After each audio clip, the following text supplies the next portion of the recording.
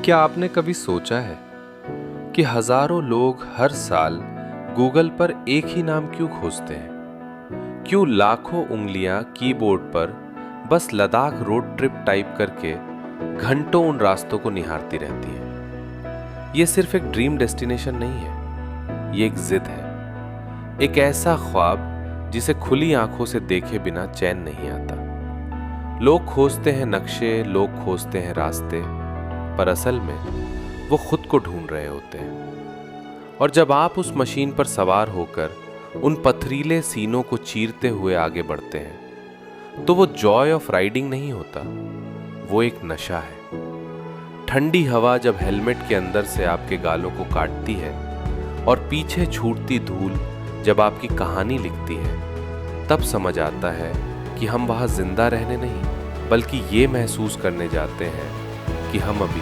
मरे नहीं।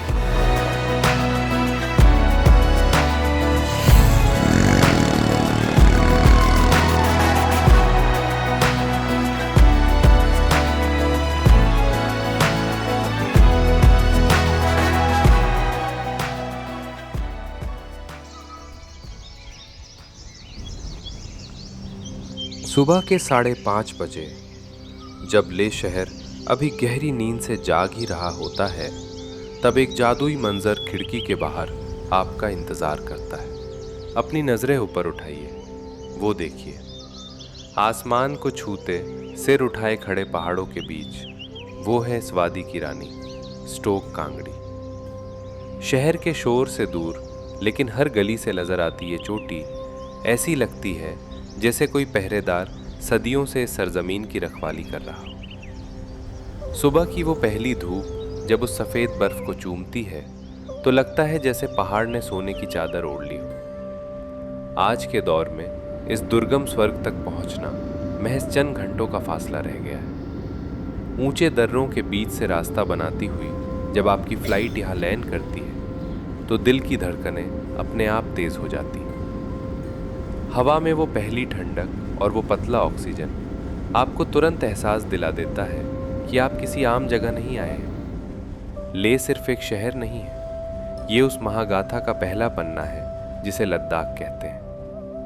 यहाँ की धूल भरी सड़कों से ही हर बड़े सपने की शुरुआत होती है। चाहे वो खारदुंगला की ऊंचाइयाँ हों या पेंगोंग का नीला जादू, सबका रास्ता यहीं से होकर गुजरता है। लेकिन याद रखिए, हवाई जहाज से यहाँ उतरना तो आसान है, असली चुनौती तो वो राइडर स्वीकार करते हैं जो हजारों किलोमीटर दूर अपने घर से तपते मैदानों और मुश्किल रास्तों को पार करते हुए अपनी बाइक पर लद्दाख पहुँचते हैं। क्योंकि असली सफ़र ले पहुँचने के बाद नहीं, बल्कि घर से निकलने के उस पहले कदम से ही शुरू हो जाता है। तो जिस राइड का बहुत टाइम से इंतजार था वो राइड ऑलरेडी शुरू हो चुका है। Hello and welcome back to the channel. मैं हूं सोमो चैटर्जी, आप देख रहे हैं नेचर मोटो और ये है मेरे लद्दाख राइड सीरीज़। तो हमारा जो जर्नी का पहला लेग, जो मोस्ट चैलेंजिंग लेग था, वो था 1570 किलोमीटर चला के खड़गपुर से पहुंचना न्यू दिल्ली।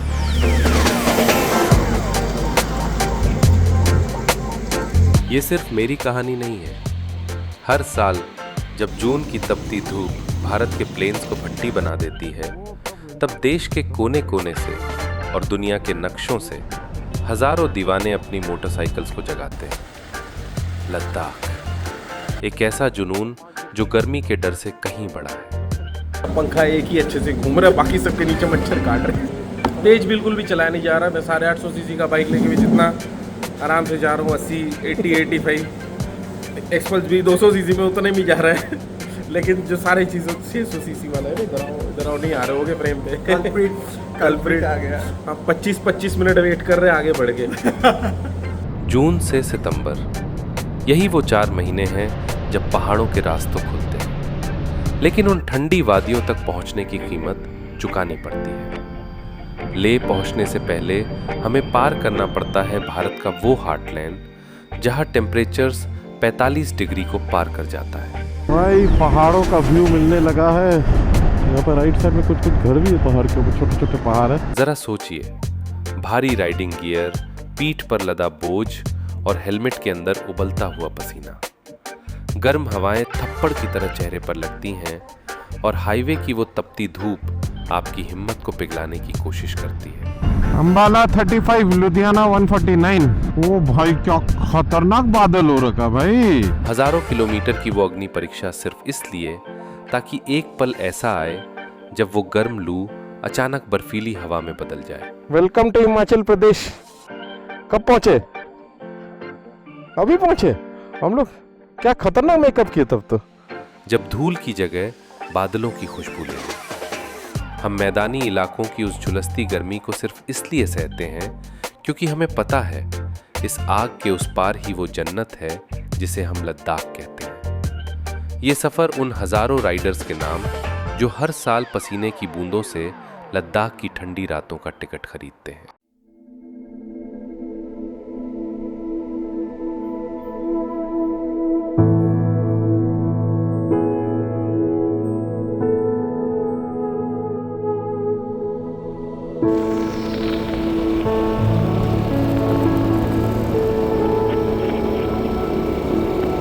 लेह पहुंचते ही सबसे पहला काम खुद को जीतना नहीं बल्कि इस माहौल में ढलना है। हमारा शरीर कम ऊंचाई वाले इलाकों का आदी है, पर यहाँ आप 11,000 फीट से ऊपर हैं जहाँ हवा पतली और ऑक्सीजन कम है। इसलिए एक्लिमेटाइजेशन यहाँ का सबसे ज़रूरी नियम है। एक बार जब शरीर साथ देने लगे तो लेह का असली रंग निखरता है। सबसे पहले सेमो गोम्पा, जहां से पूरा लेह शहर एक खूबसूरत पेंटिंग जैसा दिखता है। इसके बाद शांति स्तूप, जो पर्यटकों की भीड़ से भरा तो रहता है पर वहां से मिलने वाला सुकून बेमिसाल है। लेकिन लद्दाख की रूह को समझने के लिए आपको शहर से थोड़ा बाहर निकलना होगा। स्टोक पैलेस का शाही इतिहास, हेमिस मोनास्ट्री की शांति और थिक से मोनास्ट्री की वो भव्य बनावट, यही वो जगहें हैं जहां लद्दाख का असली कल्चर धड़कता है। तो ये जहाँ पे मैं हूँ ये है शे, और ये जो मोनास्ट्री है थिक्शे मोनास्ट्री है। तो ये मोनास्ट्री बेसिकली बना हुआ है लासा में, एक पैलेस है पुटाला पैलेस करके लासा में, तो उसी के रिजेम्बलेंस में ये मोनास्ट्री बना हुआ है। दिन ढलते ढलते लेह का मेन मार्केट अपनी बाहें खोल देता है। यहाँ के कैफे और रेस्तरां की खुशबू आपको थकान बुलाने पर मजबूर कर देगी। लेकिन याद रखिए, ये तो सिर्फ शुरुआत है। लेह के इस कल्चर और वाइब को समेटकर अब हमें निकलना है उन रास्तों पर जहां पहाड़ और भी ऊंचे और रास्ते और भी कठिन होने वाले हैं।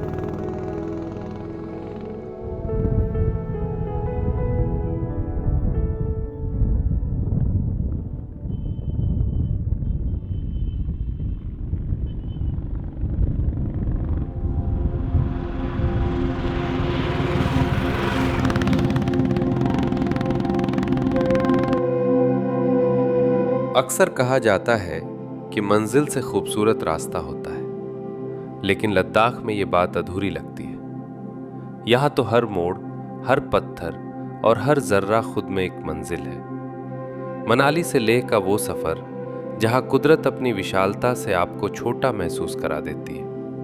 मोरे प्लेन्स और सरचू समुद्र तल से 15,000 फीट ऊपर। यहाँ की रातें हाड़ कपा देने वाली ठंडी होती हैं और हवा इतनी पतली कि आपकी हर सांस एक संघर्ष बन जाती है।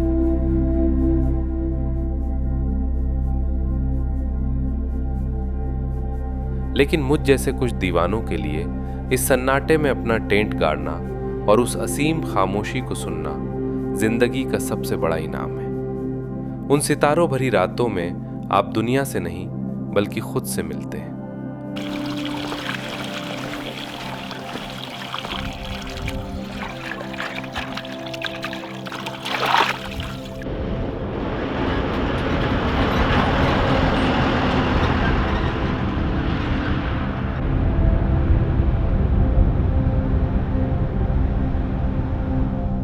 जैसे ही आप माइटी खारदुंगला को पार करते हैं, भूगोल फिर से अपनी चाल बदलता है। ऊंचे पहाड़ों के बीच अचानक एक रहस्यमयी रेगिस्तान उभरता है, नुब्रा वैली। यहाँ हुंडर के रेत के टीलों पर आपको मिलते हैं 2 कुबड़ वाले बैक्टीरियन ऊंट।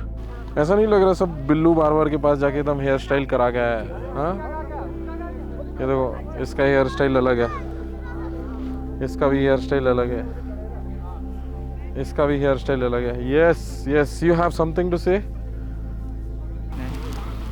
ऊपर, हाँ। इसको बोट के लेवल पे नीचे। चलो खींचो, जोर से खींचो, जोर से खींचो और जोर से खींचो, खींचो।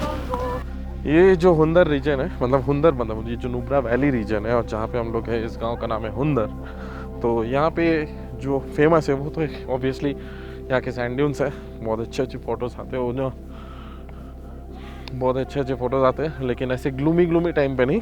जो मिड डे में अगर कोई आया, जब सनलाइट उसको मिले, लाइट एंड शेडो, तब बहुत बढ़िया होता है। यहाँ की रेत पर कैंपिंग करना मेरे जीवन का सबसे जादुई अनुभव था। एक ऐसा रेगिस्तान जो बर्फ की चोटियों से घिरा है, लेकिन इस खूबसूरती के पीछे साहस की एक और परत है। नुब्रा से थोड़ा और आगे बढ़ने पर आप उस जमीन पर कदम रखते हैं जिसने जंग की दहाड़ सुनी है। कभी बाल्टिस्तान के नाम से जाना जाने वाला यह हिस्सा आज गर्व से भारत का हिस्सा है।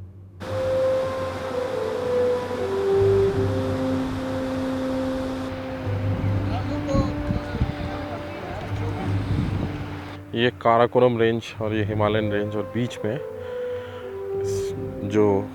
में जो शॉक रिवर है उसका कलर देखो क्या मस्त है। और वहाँ पे दूर पे फेंस दिख रहा है पूरा।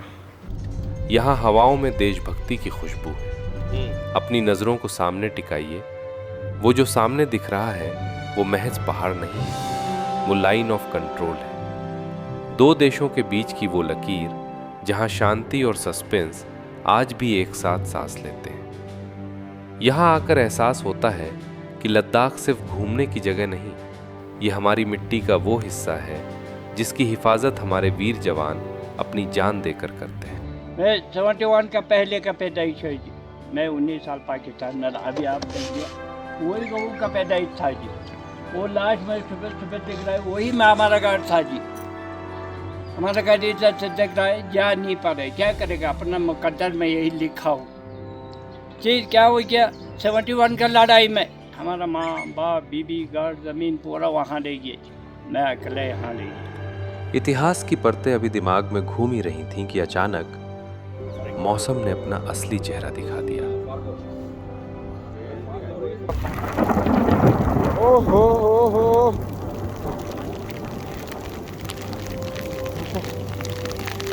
यहाँ पत्थर के पीछे हम लोग शेल्टर लेके खड़े हैं। पूरा बर्फ पे पैर स्किड करेगा, चक्का भी स्किड करेगा। लद्दाख में आप घड़ी देख सकते हैं पर किस्मत नहीं। यहाँ की फिजा पल भर में बदल जाती है। अभी आप तपती धूप में पसीने से तरबतर थे और अगले ही मोड़ पर आसमान से गिरते ओले आपका रास्ता रोक लेते हैं। इस 1% बैटरी में मैं शूट कर रहा हूँ। मैं वारीला 500 फंस चुका हूँ, ओले गिर रहे हैं और हालत सबकी टाइट है। ये देखो पूरा यहाँ सर्दी और गर्मी के बीच की लकीर बहुत धुंधली है। हड्डी कपा देने वाली ठंड और झुलसा देने वाली धूप। लद्दाख आपकी बर्दाश्त की हर हद को आजमाता है। लेकिन जब आप इन मुश्किलों से लड़कर आगे बढ़ते हैं तो सामने खड़ी होती है वो विशाल नीली चादर, पेंगोंग त्सो।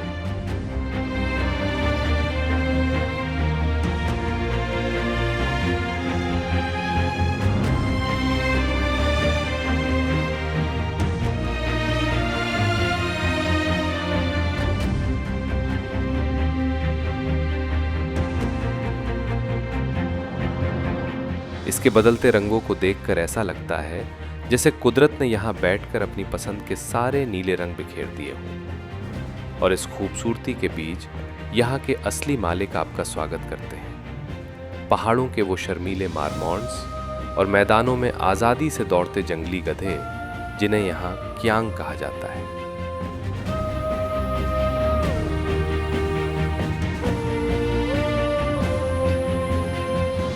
सफर आगे बढ़ता है हल्ले की ओर, वो जगह जहां रात कभी काली नहीं होती।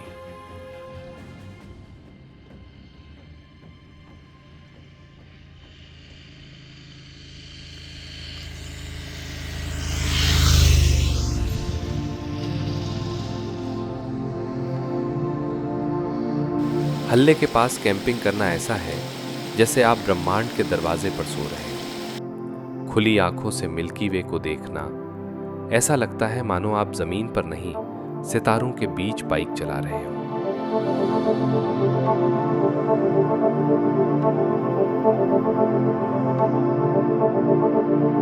पहुंच गए हैं हम हानले। बढ़िया लोकेशन, एकदम बढ़िया, जहाँ पे खाना वाना मिलता है। चलो अच्छा हुआ दिख गए एकदम रोड साइड पे ही। तो यहाँ पे हम लोग ब्रेकफास्ट कर लेंगे। मैगी वगैरह ऑर्डर कर दी है। कोई रूट का कन्फ्यूजन हो रहा है तो वो गूगल मैप में नहीं दिख रहा है तो इसका स्क्रीनशॉट लेके रख लो। चुमातांग से लेके इस तरफ ले है। चुमातांग से लेके हम लोग आए लोमा। लोमा से रोंगो में हमने कैंपिंग करा। यहाँ पे अभी हानले में है। हानले से हम लोग जाएंगे पोटीला। पोटीला से फिर चिंसुमला और वहाँ से उमलिंगला, फिर डेमचोक, फिर यहाँ से दुंगटी होके लोमा होके निकलेंगे इस तरफ नियोमा की तरफ। और फिर आता है वो पल जिसके लिए एक बाइकर अपनी रूह तक झोंक देता है। दुनिया की सबसे ऊंची मोटर करने योग्य सड़क उमलिंगला।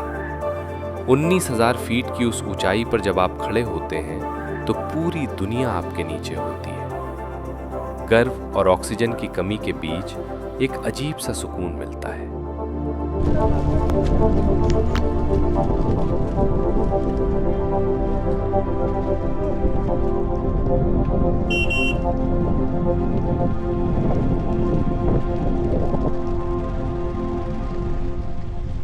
ठंड लग रही है, ठंड लग रही है। हाँ, हेलमेट भी गीला हो गया अंदर से। ओ भाई, आपका वाइजर खुला था ना, उसी से गीला होगा। भाई मौसम देखो उमलिंगला के ऊपर कैसा हो रखा है। पूरा हम लोग स्नोफॉल में चलाए हैं एकदम। हमने से बात नहीं किया जा रहा है। बात करते करते मेरा जो होंठ है ना वो जम जा रहा है। तो भाई हमने कर लिया Umlingla cross, world's highest motorable road.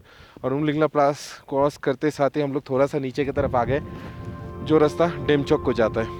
वहां से एक छोटा सा रास्ता हमें ले जाता है डेमचौक। यहाँ चीन की सरहद इतनी करीब है कि आप उनकी हलचल को अपनी नज़रों से देख सकते हैं। जहाँ जहाँ सेंसिटिव नहीं है, जो नेचुरल चीज़ें हैं वो हम दिखा सकते हैं। तो चलते हैं हॉट स्प्रिंग तक। 800 मीटर तक अभी अभी गांव आएगा। यहाँ पे एक नाला आएगा। ये मतलब अगर अच्छे से देखो तो ये लेफ्ट साइड में जो नाला है, ये मतलब इंदस रिवर है, सॉरी अगर अच्छे से देखो तो ये लेफ्ट साइड पहाड़ी के नीचे इंदस रिवर, और इंदस रिवर के उस साइड है एलएसी। और यहाँ आगे जाकर भी एक छोटा सा नाला आएगा जो पहाड़ी नाला है, वो भी है एकदम पूरा एलएसी का मार्किंग। ये नदी के उस पार दिख रहा है चाइना का रोड है। देखो वाइट वाला जो ब्रिज टाइप का दिख रहा है, फिर ऐसे वाइट लाइन जो जा रहा है। लाइट पोस्ट वगैरह लगे हुए उधर। सस्पेंस और सन्नाटे से भरा ये गांव आपको सीमा के तनाव का एहसास कराता है, लेकिन असली रोमांच अभी बाकी है। जब आप डेमचौक से फुकचे और डूंगटी के रास्ते वापस लौटते हैं तो आपको दीदार होता है उस जीवनदायिनी शक्ति का जिसे हम सिंधु कहते हैं। भारत की इस महान नदी के उद्गम और उसके इन शुरुआती रास्तों को देखना मेरे इस पूरे सफर का सबसे खूबसूरत और रूहानी अनुभव था।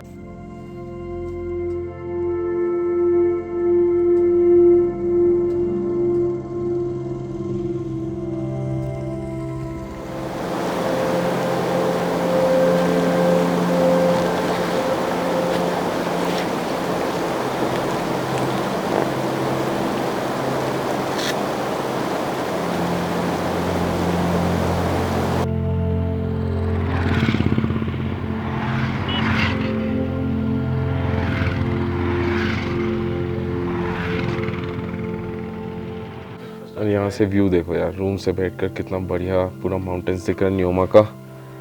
मस्त लग रहा है पूरे बादलों के साथ। तो नियोमा पहुँचने के बाद हम लोग रुके हुए हैं पद्मा आंटी के होम स्टे में। इनका होम स्टे का नाम है सासोमा होम स्टे। तो लोकेशन बहुत बढ़िया है एकदम। नियोमा एग्जिट करते वक्त पहले मिलेगा और हानले की तरफ से आते वक्त नियोमा में पहले पड़ेगा सासोमा होम स्टे। एकदम नया होम स्टे, सासोमा का मतलब नया होता है। तो रुक सकते हो, डिस्क्रिप्शन में नंबर शेयर कर दूंगा अगर बाई चांस अगर रुकना है किसी को नियोमा में। तो बहुत ही बढ़िया लोकेशन है, पूरा इंदस रिवर एकदम माउंटेन के साथ बढ़िया व्यू मिल रहा है यहाँ से। नियोमा को पीछे छोड़ते ही दुनिया का शोर थमने लगता है और शुरू होता है आज़ादी का वो सफ़र जिसका सपना हर मुसाफिर देखता है। ये रास्ता उन लोगों के लिए है जो भीड़ से दूर पहाड़ों की इस गहरी खामोशी को अपनी बाइक के इंजन की लय के साथ जीना चाहते हैं। अभी आप इन रास्तों की खूबसूरती में खोए ही होते हैं कि अचानक आपकी नज़रें एक ऐसे नीले रंग से टकराती हैं जो शायद आपने अपनी कल्पनाओं में भी नहीं देखा होगा। क्या अगर सो? ये झील छोटी ज़रूर है, लेकिन इसकी गहराई और इसका जादुई सन्नाटा आपको ठहरने पर मजबूर कर देता है। यहाँ कोई शोर नहीं है, सिर्फ बहती हवा है और पानी की मखमली लहरें। क्यागरसो से आगे बढ़ते हुए जब आप आखिरी मोड़ पार करते हैं तो सामने फैलता है खुशियों का एक अंतहीन नीला समंदर, सो मोरिरी। पेंगोंग के मुकाबले यहाँ एक अलग तरह की शांति और सुकून है। 15,000 फीट की ऊंचाई पर स्थित यह झील पहाड़ों के आगोश में किसी कीमती नीलम की तरह मुस्कुराती है, और इसी झील की लहरों के किनारे मुस्कुराता हुआ बसा है करजोक। यहाँ की जिंदगी की रफ्तार बहुत धीमी और प्यारी है।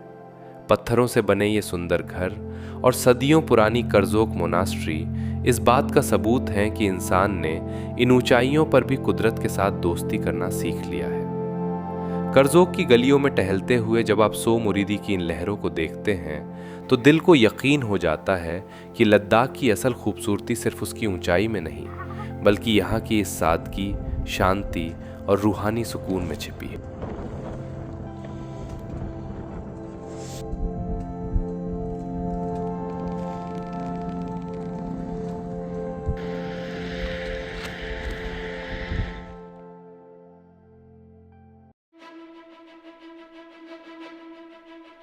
लद्दाख ये महज एक जगह नहीं बल्कि एक एहसास है जिसने हमें ऊंचाइयों से लड़ना और खामोशियों से प्यार करना सिखाया। लेकिन जैसे ही हम लद्दाख की सरहदों को अलविदा कहते हैं, एक नया दरवाज़ा खुलता है, एक ऐसी दुनिया की ओर जहां वक्त आज भी सदियों पीछे ठहरा हुआ है। स्वागत है ज़ंस्कार वैली में।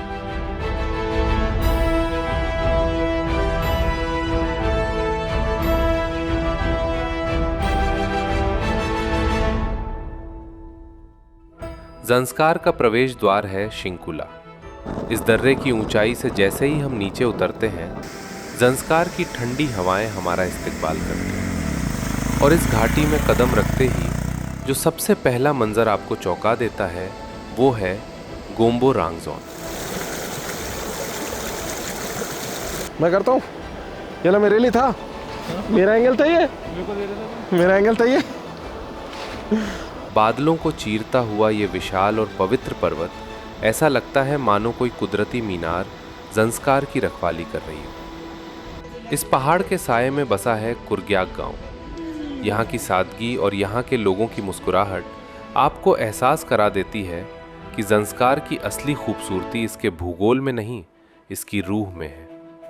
और यहाँ इतना ज़्यादा ठंडा है ना, जब तक धूप में चलते तो बहुत आराम है। जैसे इधर ऐसे छाँव में आते हैं ना, लगता है 4-5 डिग्री कम हो जाता है। ऐसा सीन है यहाँ का। और जो फुक्तल गुम्पा जाते हैं लोग, 2 गांव से जा सकते हैं, एक पुरने से भी जा सकते हैं, दूसरा चा से भी जा सकते हैं। ज़ंस्कार उन प्राचीन मठों का घर है जिनकी दीवारों में हजारों साल का इतिहास दफन है। इन्हीं में से एक नायाब मोती है फुक्ताल।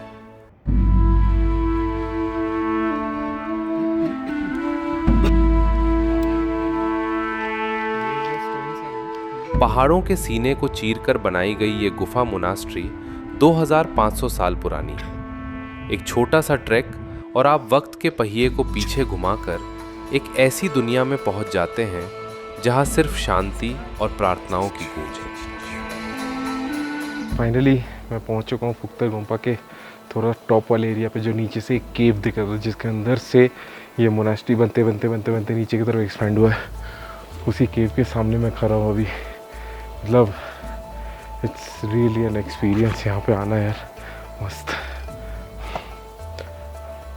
जितने सारे मोनास्ट्रीज देखे हैं मैंने, कर्शा गुम्पा, फिर सोंगदे, स्ताकरिंगमो, सब में से मतलब ये एक सही में this is like the real place of meditation where monks used to come and live. अभी छोटे छोटे मॉन्क्स घूम रहे हैं, बच्चे सब। यहाँ पे स्कूल भी है, नीचे एक छोटा सा जहाँ पे बेल लगा हुआ है। बहुत कुछ देखने को मिल रहा है यहाँ पे यार, सही में बहुत अच्छा लग रहा है। पत्थरों और प्राचीनता के सफ़र को तय करते हुए ये रास्ता आखिरकार हमें ले आता है ज़ंस्कार के दिल में, पदुम शहर, वो केंद्र जहाँ से ज़ंस्कार की नई कहानियाँ लिखी जाती हैं और जहाँ से इस घाटी के हर कोने का रास्ता खुलता है।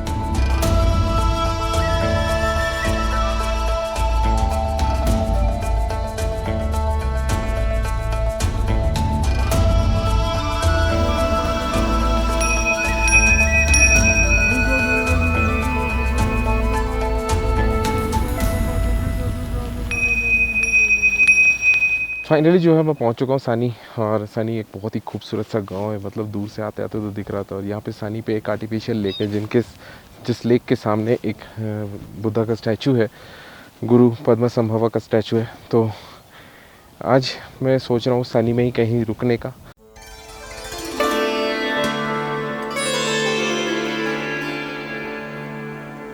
पदुम की यादों को समेटे हुए हम अब उस ऊंचाई की ओर बढ़ रहे हैं जहां जमीन खत्म होती है और बादलों का राज शुरू होता है। सामने है पेंसिला।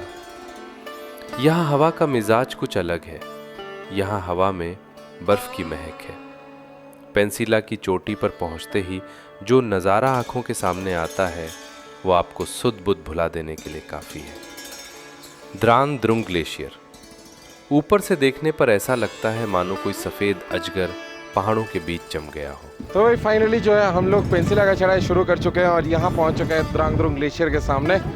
इतना बढ़िया रास्ता मिलेगा ये नहीं सोचा था, और उसके साथ साथ इतना क्लियर मौसम के साथ पूरा द्रांग द्रुंग ग्लेशियर का व्यू यार बहुत ही खूबसूरत लग रहा है। तो यहाँ पे हवा बहुत तेज़ चल रहा है। मैंने रिस्क लेके थोड़ा बहुत ड्रोन तो उड़ाया, पता नहीं कैसा फुटेज है वो आप तो कमेंट करके बताओ कि कैसा लगा द्रांग द्रुंग ग्लेशियर का ड्रोन फुटेज।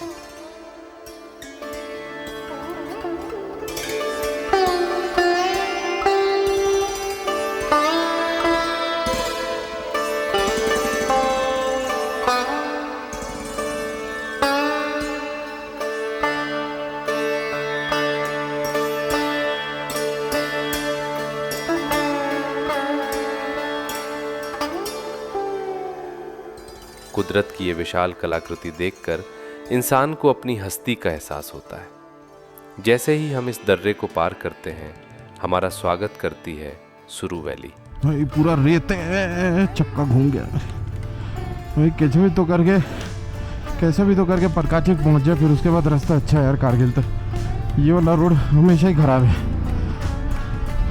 और पहाड़ भी नैरो है ना, यहाँ पे रोड बनाना मुश्किल भी है। ये घाटी ग्लेशियर्स का घर है। यहाँ हर मोड़ पर एक नया हिम्मत आपका इस्तकबाल करता है और इस पूरी घाटी के ताज की तरह खड़े हैं नुन और कुन। आसमान को चुनौती देते ये दो विशाल पहाड़ जैसे इस सफ़र के आखिरी गवाह हैं। हजारों किलोमीटर, अनगिनत मोड़, कभी झुलसा देने वाली गर्मी तो कभी हाड़ कपा देने वाली ठंड। खड़गपुर से ले और फिर जंस्कार की इन गहराइयों तक। ये सफ़र सिर्फ सड़कों का नहीं था, ये खुद को तराशने का एक जरिया था।